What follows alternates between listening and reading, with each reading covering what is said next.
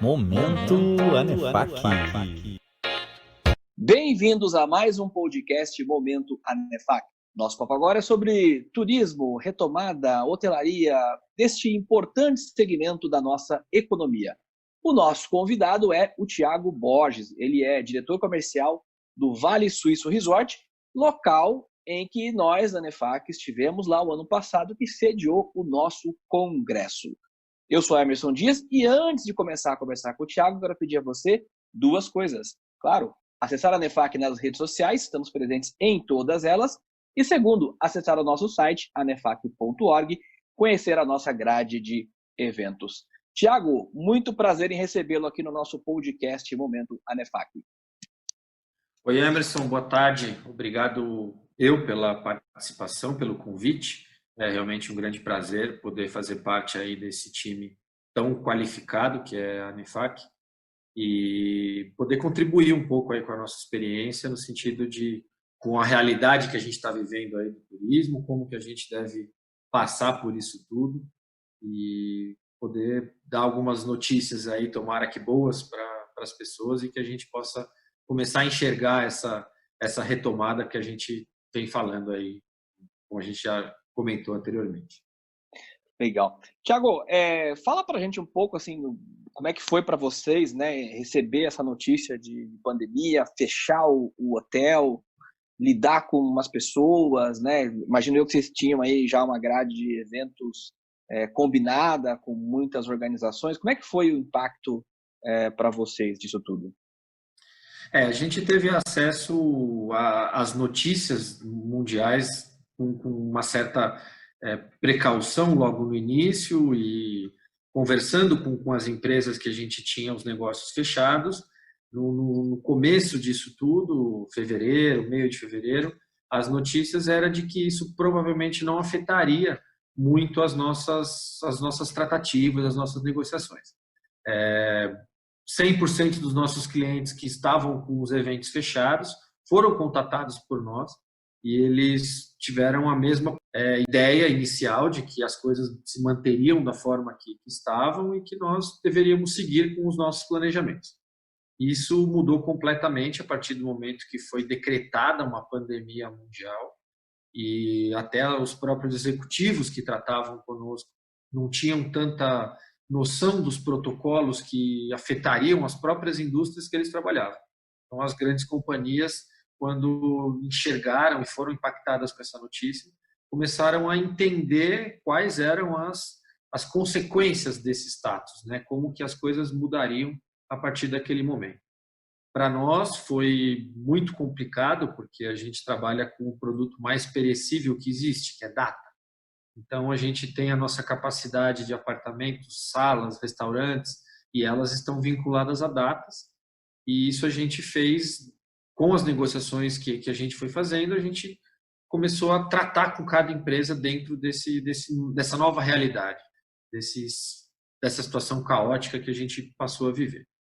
E todas as empresas que tinham os eventos fechados e foram obrigadas a não fazer naquele momento por conta da pandemia, elas honraram as suas datas de pagamento, honraram os valores que tinham sido acordados com nós e contratados inicialmente, e isso acabou sendo prorrogado, tá, para outro período. Nossas primeiras tratativas era para que esses eventos fossem prorrogados ainda para esse ano de 2020. Então, nós não temos ainda as datas desses eventos, foram aproximadamente 25 a 28 eventos que nós fizemos esse adiamento. E, por enquanto, não sabemos ainda. Não temos ainda uma data efetiva de que isso vai acontecer. O momento para nós é de reorganização operacional, de reorganização de capital humano, de reorganização de todo o nosso os nossos protocolos de como vamos seguir, né? Um outro braço muito forte do resort é o atendimento a famílias. O resort nasceu de uma veia de lazer muito forte e com essa veia a gente já tem começado a retomada. Então, a gente tem aprendido dia a dia, final de semana, como lidar com essa situação toda, passando segurança para o nosso hóspede, para o nosso colaborador, para os nossos fornecedores, para que a gente consiga voltar a trabalhar dentro de um cenário seguro, primeiro com esse público de individual, com suas famílias, para depois pensar nessa retomada de eventos, que é realmente um mercado muito importante para nós. Legal. E nesse momento, vocês já estão, então, atendendo aí o lazer, né? Famílias e etc., que se deslocam aí para o hotel aos fins de semana, imagino. Sim, a nossa determinação até local, a cidade que nós estamos, fica bem no sul de Minas Gerais, mas nós já pertencemos ao estado de Minas. Então, as autoridades, tanto estadual quanto municipal, nos permitem essa atividade, obviamente, com algumas restrições. Uma das restrições é a ocupação limitada a 50% da capacidade do resort. Isso se estende a restaurante, isso se estende a piscina, isso se estende a todas as áreas sociais que a gente tem. Então, o nosso trabalho hoje ele é limitado a 50% da nossa capacidade física. Então, a boa notícia é que no início, que foi no comecinho no comecinho do mês de maio, a gente tinha lá 35, 40 famílias que estavam fazendo as reservas para os finais de semana. Estamos limitando também de sexta a domingo por enquanto. E com o passar do tempo esse número foi aumentando. Esse último final de semana que teve aí esse feriado no município de São Paulo, um feriado que já tinha sido adiantado, né? Já tinha passado a data realmente dele, mas para o resto do estado e lá em Minas Gerais, esse feriado não tinha sido alterado a data. A gente teve aí uma ocupação que chegamos ao nosso 50%, seria o novo 100%, né? O lotado dentro da nossa nova capacidade de atendimento. E isso Sim. foi bastante gratificante para a gente de ver essa confiança das pessoas, e foi interessante esse trabalho com 100% possível de atendimento nesse momento. Sim, e você falou aí de datas. Uma das questões que teve nesse período foi esse deslocamento de feriados, só que isso não foi em todas as cidades iguais, ou seja, isso eu acho que também trouxe uma certa imprevisibilidade em relação àquilo que a gente conhecia de feriados, né? Sabemos o deslocamento que tem na cidade de São Paulo, mas quando esses feriados não são muito corretos, isso dá uma incerteza a mais para quem é do ramo do turismo, né? Sem dúvida. Eu acho que essas mudanças têm uma função muito importante no controle da progressão da pandemia, na questão de contágio das pessoas. E para nós, como negócio, a gente fica com uma condição meio incerta. Mas acho que teve a data aí de Dia dos Namorados, que é uma data comercial bem, bem procurada.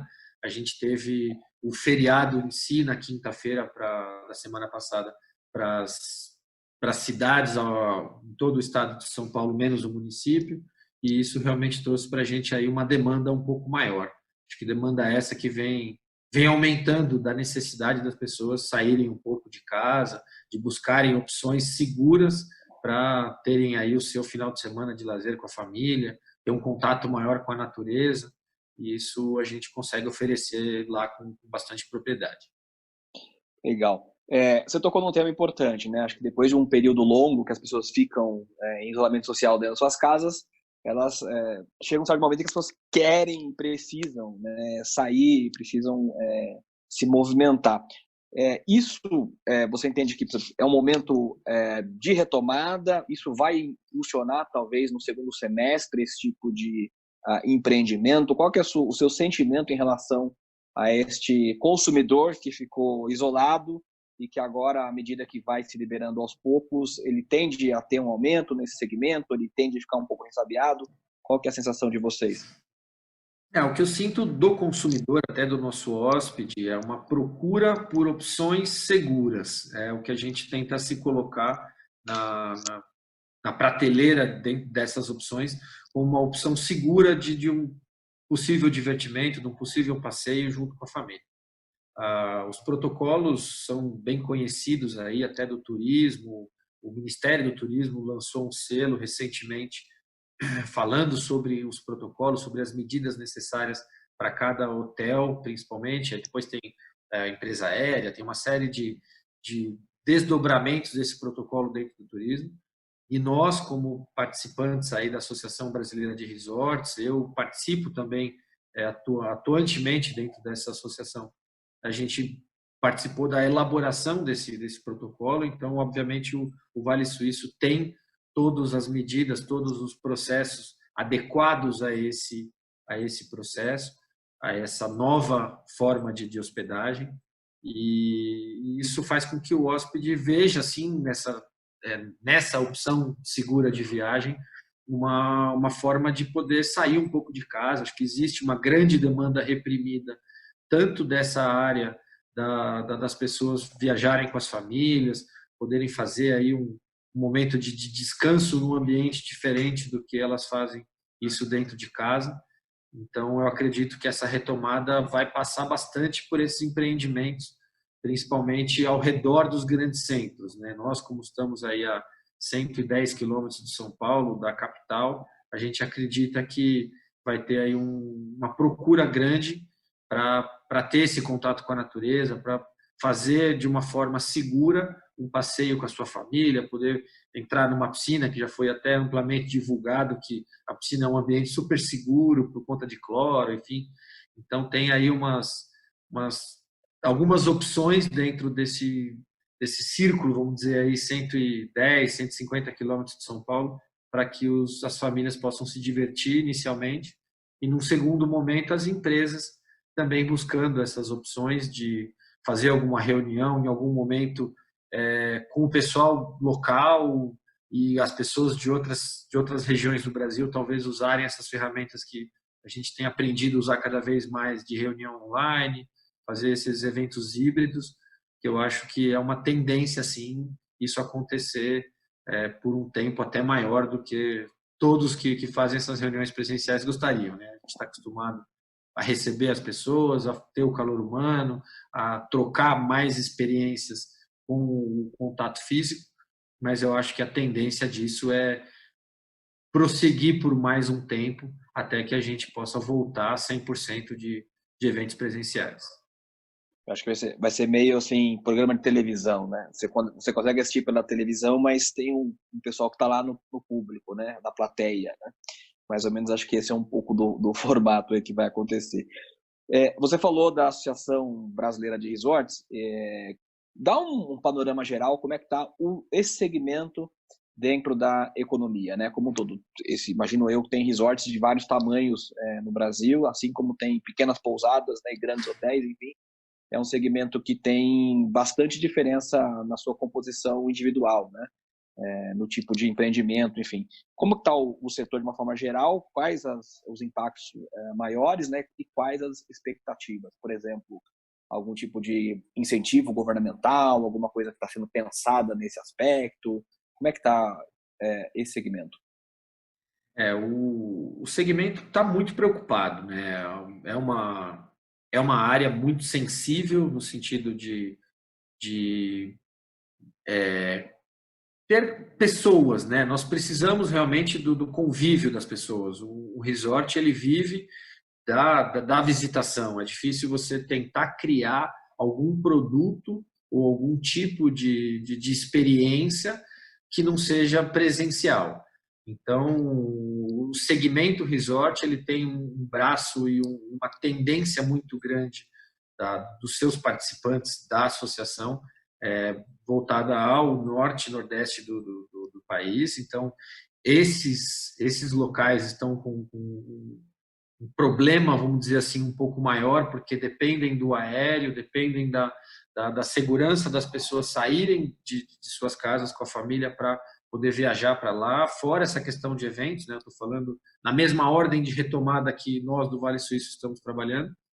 Então, acho que inicialmente vai passar por uma retomada de turismo individual, de turismo de lazer, mas a associação em si tem feito um trabalho muito bacana, muito atuante dentro do governo, dentro das casas do governo, Câmara de Deputados, dentro do Senado, dentro de de todas as frentes possíveis para que possa ser feita a liberação das verbas necessárias para fluxo de caixa. A associação enxerga como uma necessidade muito grande esse fluxo de caixa para realmente a sobrevivência e até manter o nível de qualidade que os resorts estão acostumados a fazer o atendimento aos seus hóspedes. Um empreendimento desse, seja ele qual o tamanho, mas a partir do momento que ele é resort, ele tem uma característica de ter contato com natureza.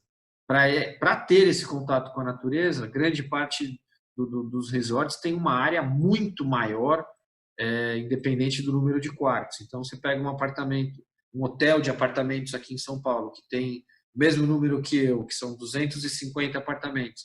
Ele tem uma área muito menor, proporcionalmente, do que um resort. Então, um resort de 600, um resort de 700 apartamentos, tem uma área muito maior ainda, e isso, com certeza, gera um custo de manutenção alto, gera um custo de operação muito alto. E isso faz com que a necessidade dessas verbas sejam bem grandes para esses empreendimentos. O governo lançou inicialmente algumas portarias e algumas medidas provisórias para efeito de controle de custo, principalmente ligado a funcionários. Então, a gente tem aí os colaboradores com os seus contratos que estavam suspensos em algum momento, isso já está acabando. Então, a associação está trabalhando para que isso seja prorrogado, para que a gente possa ter aí mais fôlego no sentido de redução de custos, sem prejudicar, sem fazer desligamento de funcionário, para que a gente possa tocar isso quando tiver a real retomada com tanto o público individual quanto o público de eventos. Você falou de área, né, de preservação, me veio à cabeça aqui questões até de como o Brasil se vende no exterior, né? Um país com tamanho com belezas naturais. O resort também ele acaba fazendo um pouco da função de preservação do meio ambiente, né? E isso tem um reflexo também na forma como o estrangeiro enxerga o potencial de turismo brasileiro, né? O resort ele tem uma necessidade de proporcionar uma experiência junto à natureza. Isso é conceitual, né? O conceito de resort passa por ter toda uma infraestrutura de serviços com uma certa sofisticação, com um certo requinte, com um certo luxo, mas a principal característica do conceito de resort é você proporcionar essas opções de alimentação com um determinado nível, de acomodação com determinado requinte, grandes opções de lazer, de entretenimento junto à natureza. Então, dificilmente você vai ver um resort dentro de uma cidade. Existem alguns resorts urbanos, mas os hotéis em si, ele vai procurar fazer com que, mesmo dentro da cidade, a pessoa tenha um contato com a natureza. Vai ter sempre uma horta, vai ter sempre um contato com algo natural. Então, a responsabilidade de um empreendimento desse é com a preservação até para que ele possa oferecer isso para o seu hóspede. Então, a gente tem lá sempre um cuidado especial com o nosso entorno, não só com a nossa área interna, mas com toda a área externa, para que a gente possa manter esse ambiente agradável. Então, isso necessariamente aumenta o custo da operação, né? Como a gente está falando, o cuidado com essa área, com tudo isso, traz aí uma necessidade de ter pessoas, traz uma necessidade de ter processos, traz uma necessidade até de vigilância para que a coisa possa manter nessa condição agradável que é o contato com uma natureza mais virgem, uma natureza mais local, assim, sem ser uma coisa muito plantada. Isso que a gente preserva e preza bastante dentro dos empreendimentos. Sim. Brasil é um país, né, tropical, que tem floresta, tem costa, né, tem cachoeira, tem um monte de beleza natural aí. Tem um potencial enorme nessa área do turismo, né? De uma forma geral, como é que você avalia? Em que estágio está o turismo brasileiro, né? A gente poderia receber mais gente, a gente poderia ter mais, não sei se divulgação é o nome correto, mas uma exposição maior junto ao público de fora do país, não? Eu acho o turismo brasileiro em si muito mal trabalhado junto ao público externo, sem dúvida. Hoje a gente pega cidades de grandes centros turísticos em outros países que têm uma visitação muito maior do que o nosso país inteiro. Então, um exemplo simples, acho que é a cidade que mais recebe turistas no mundo, no caso Paris, ela recebe de 8 a 10 vezes mais turistas do que o Brasil inteiro. Isso, turistas internacionais. A forma de divulgação disso, eu acho que tem que ser mudada no sentido de posicionamento de empreendimentos, de locais e de opções turísticas. O Rio de Janeiro tem um trabalho um pouco mais atuante nesse sentido para trazer os turistas, mas eu acho que o Brasil tem muito mais potencial. A mudança recente da legislação que faz com que a Embratur passe a trabalhar como uma agência de viagens, a Embratur vai ter um papel mais atuante no sentido de entregar destinos para outros países, né? Então, acho que tem essa vertente que você disse, de fazer uma divulgação mais efetiva, a Embratur trabalhando com esse foco de venda e não como um braço simplesmente institucional do governo. Eu acho que a gente tem aí uma probabilidade de ter um aumento nesse número de visitantes externos. A moeda nossa tendo uma desvalorização dentro da média e faz com que a gente tenha mais facilidade de receber, fica um produto um pouco mais barato para o estrangeiro. E isso passa aí também por toda uma questão de confiança, né? Eu acho que o país, além de ter toda a infraestrutura que a gente já tem, além de ter os bons serviços e bons resorts, no caso que a gente tem para oferecer para os visitantes estrangeiros, a gente tem que passar segurança para que eles possam vir para cá. Eu acho que isso é um trabalho um pouco mais longo do que a gente imagina, no sentido de não só mostrar uma paisagem bonita, mas você vai ser bem atendido, você tem uma segurança de saúde, uma série de coisas que acho que essa preocupação não deve sair tão cedo da cabeça das pessoas. Sim. No caso, o Vale Resort ele tem uma posição estratégica geográfica interessante porque ele não está longe, por exemplo, de Guarulhos, que é um aeroporto internacional, né, que dá esse acesso de forma rápida. Mas não é uma realidade também brasileira essa questão da infraestrutura de transporte, né? O meio de acesso também ele não é tão facilitado muitas vezes, né? A gente poderia ter essa infraestrutura também favorecendo mais opções de turismo, né? Sem dúvida. A malha aérea do Brasil, se a gente for pegar aqui Sudeste e Sul, eu acho que ela é bem completa. Agora, a malha rodoviária, a malha ferroviária, e acho que tem outras opções aí de chegar a um empreendimento como o Vale Suíço, que está a 100 quilômetros de Guarulhos, seria com certeza um facilitador grande. Para nós, isso traz um benefício grande no sentido de ter público, tanto internacional quanto público nacional, porque é fácil e rápido. As nossas reservas, quando há um visitante estrangeiro, a gente providencia o transfer. Quando há um visitante de outro estado, a gente também providencia o transfer via Guarulhos ou via Viracopos, até Congonhas em algum momento, mas a grande maioria é Viracopos e Guarulhos. E isso é uma coisa que funciona para nós, sim. Mas se tivesse um incentivo maior, talvez, do governo para outras formas de transporte, isso provavelmente traria um benefício maior para nós. Legal.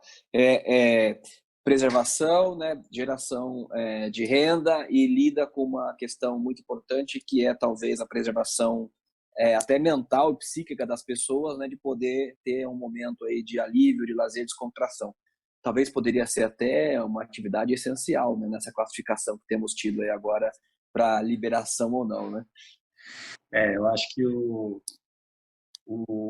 contato com a natureza ajuda muito nessa atividade, né, nessa forma da gente poder lidar com esse estresse todo que todos nós estamos passando. Eu acho que o fato de você poder fazer alguns exercícios com o pé no chão, ter um contato com uma árvore, ter algumas coisas até luz solar, enfim, uma série de coisas que a natureza nos proporciona faz com que essa saúde mental seja muito melhor trabalhada.